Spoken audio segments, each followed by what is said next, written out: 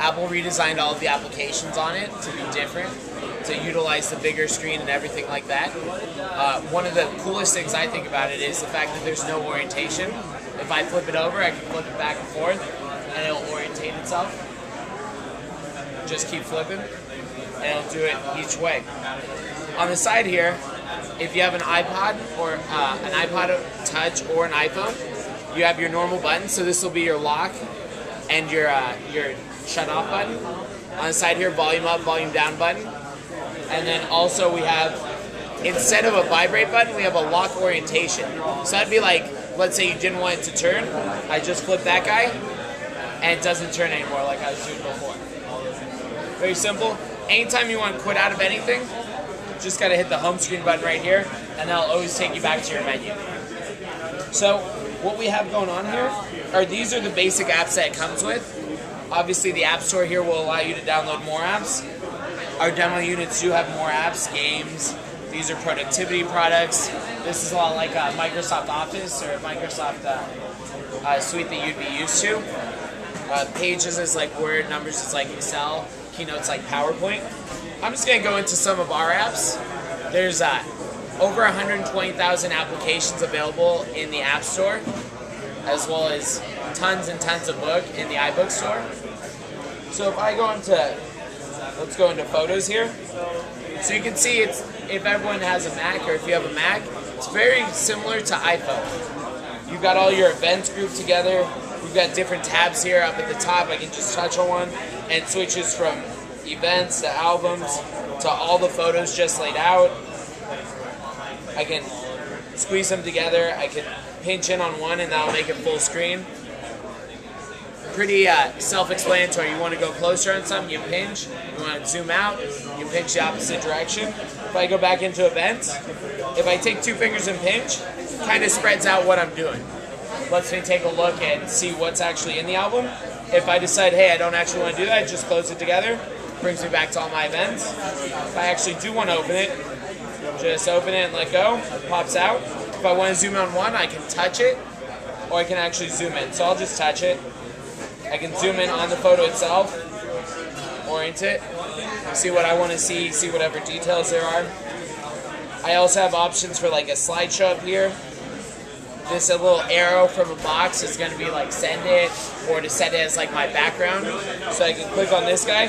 Why don't we set it? We'll assign it to use as the wallpaper. So now if I go back to the home screen,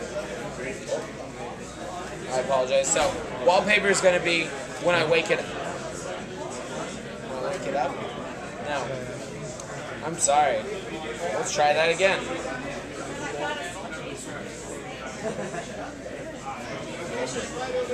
So ours might be locked in a demo mode where it's not actually working.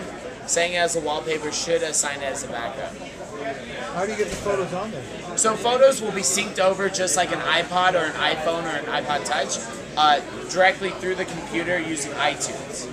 If you have a PC, it syncs up with your My Photos folder, and then it groups the events however your folders are laid out in your My Photos folder. If you have a Mac, it just groups the events the exact same way as it would in iPhone. But it's Bluetooth, it's not...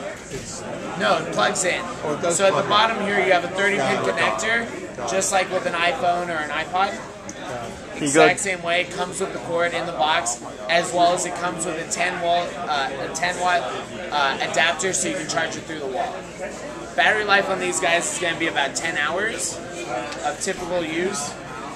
Video, I've read reviews that say as long as 12 hours. Is that 10 hours on Wi-Fi? So that's not including Wi-Fi. How long is it on Wi-Fi? Don't have an exact number. We opened these up this morning and set them up, so kind of learning on the fly as we go, right? Cool. So can you load directly from your digital camera to that? There is actually a card reader that's an adapter for the bottom. It'll be out sometime later in April. It's not out right now. It'll be $29. It plugs into the 30-pin connector and has a slot for an SD card. Down at the bottom here, I can scroll through my photos as well. So quick browsing.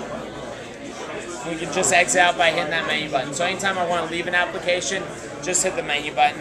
We also have Mail here. So Mail, when I'm in the vertical mode, will just show me that one email. I can go back to my inbox, things like that. If I rotate, then I actually get both automatically. If I click on edit, like I want to delete a bunch or move a bunch, I can check them, and they all appear over here, and just hit delete, and that would delete all of them at the same time. Very easy, very convenient. If I actually have an attachment in it, all I have to do is touch on the attachment. With a Wi-Fi connection, it'll load automatically. So this looks like it's a slideshow, probably made in Keynote. If I want to exit out, all I do is hit done, and back into my mailbox. Pretty intuitive. Blue dots represent new ones. If I want to refresh, I have a refresh button. These are like moved to a different folder. Pretty intuitive. That's what's nice about it. Meant to be as intuitive as possible. Safari, with Safari you get the actual web. One thing that Safari doesn't do is it doesn't do Flash and it doesn't do JavaScript. So those would be two things that wouldn't be available. A lot of things that are in Flash are moving to HTML5 though, which it does do. The reason is the battery life would be significantly lower if Flash was available, and so Apple has chosen to leave it out for the time being. But who knows about the future? It's the actual web. See that it's not a minimized version. I can click on the bar here, the keyboard pops up. I could rotate, smaller keyboard, but in landscape mode, it's almost a full-size keyboard. Very similar. And not only is it almost a full-size keyboard, it actually learns how you're typing, so it'll start to predict what you actually mean if you accidentally hit the wrong button or anything like that. So we also have Google right here. That's set as your default browser. If you go into settings, you can change it to Yahoo or whatever your favorite default browser would be. If I type in the search here, so let's search Apple. And then once we're ready, upside down. Sorry.